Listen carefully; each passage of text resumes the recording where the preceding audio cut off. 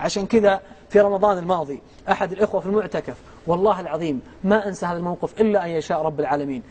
العالم ختمت 3 أيام في الاعتكاف في العشر الأواخر، يعني الواحد في الاعتكاف ما عنده والله يا أخي تلفزيون بطالعه ولا عنده مباراة تتابعها، كل شغله بينه وبين رب العالمين وبين الكتاب.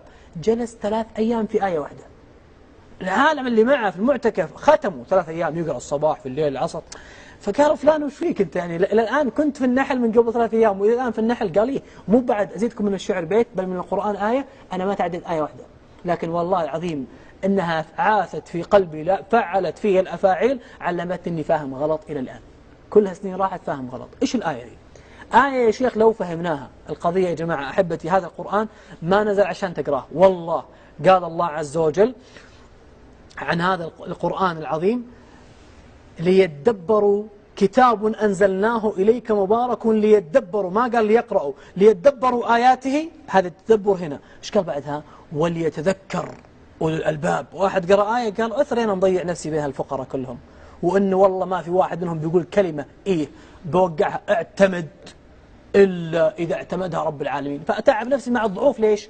شوف الآية، يقول الله سبحانه وتعالى، وتخيل أنك دخلت الآن، يقول هو هذا الرجل يقول أنا تخيلت الآية كأني أشوف مشهد قدامي، ما دام الله قالها والله أنها حق، هو القصص والحق. قال الله يقول تخيلت المشهد قدامي، بقرأ الآية بعدين بقول لك ايش تخيل. هو يقول الله عز وجل ضرب الله مثلا عبدا مملوكا لا يقدر على شيء. شوف الصفات، عبدا مملوك يعني عبد الحالة تكفي، مملوك ترى هو ما يقدر يسوي شيء، لا يقدر على شيء يعني ولا شيء، نكرة في سياق النفي تفيد العموم، يعني ولا يقدر يقول لك، ما يقدر يوقع لك رقة ولا يعطيك ريال. لا يقدر على شيء. ومن في الجهة المقابلة الطالع هذا الضعيف المتصفط اللي ما يقدر يناظر سيده وش بيقول له عشان يسوي، ولا هو ما يقدر شيء. الثاني يقول الله ومن، يعني هو الثاني انظر إليه، ومن رزقناه منا رزقا حسنا، ايش قاعد يسوي؟ فهو ينفق منه سرا وجهرا. خذ الشيك ب5 مليون طلع السجين هذا وطلع سجناء الدين كذا وشيء سرا وجهرا. قال الله هل يستوون؟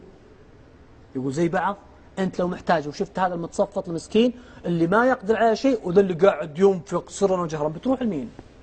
قال قل هل يستوون؟ الحمد لله بل أكثرهم لا يعلمون. شو يبغانا نعلم؟ أنت دخلت القرية وشفت هالمثلين، تعرف من يقصد الله بعبد مملوكا لا يقدر على شيء؟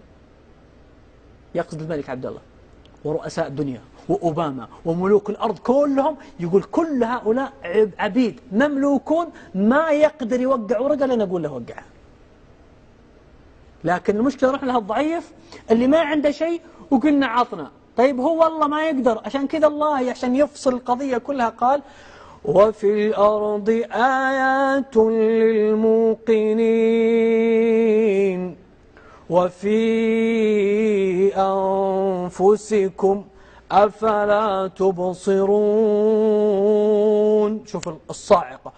وفي السماء، شفت المادة هذه عشان تناظر فوق، وفي السماء رزقكم وما توعدون. ايش ختم الله الآية؟ فورب السماوات، يقسم الله فورب السماوات والأرض إنه لحق. مثل إيش يا ربي؟ حق مثل ما أني أشوف هذا؟ لا، مثل ما أنكم تنطقون. أنت شك الآن أنك تنطق؟ لا، أجل ليش تشك أن رزقك مو عند أن عند الله مو عند الناس؟ يقول الله يقسم. عشان كذا الأعرابي يوم سمع الآية بكى وهو على دابته، وقف قام يصيح، قال أغضبوه بأفعالهم حتى أقسم أن رزقهم ليس عند الخلق وإنما عنده. يقول أغضبوه، يشوف هذا قال يكلم فلان تكفى، فلان مسكين. كل هؤلاء عبيد مملوكون لا يقدرون على شيء. فإذا تعبت نفسك مع اللي في الأرض والله بتبقى همومك على الأرض. وقال مثل ما قال الله عز وجل في الحديث القدسي قال وعزتي وجلالي ما اعتصم بي عبد فكادته السماوات والأرض. مو دين طقت السماء على الأرض، قال إلا جعلت له منها مخرجا وعزتي وجلالي ما اعتصم عبد بغيري إلا وكلته إلى ما وكل إليه ولم آب بأي واد يتيه. خطابنا الآن حبيبي الغالي على سؤالك، خطابنا ما هو يا حبيبي الغالي المحسن الآن اللي عنده مثلا مليار في البنك.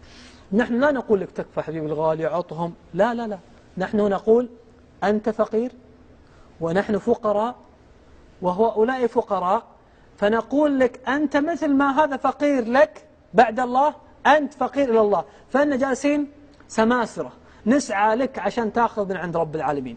تبغى الآية الدليل؟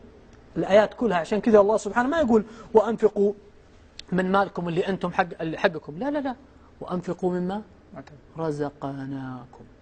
إذا مو في واحد أعطاك، إذا أنت فقير، إذا مو بلك، إذا وآتوه من مال الله الذي آتاكم.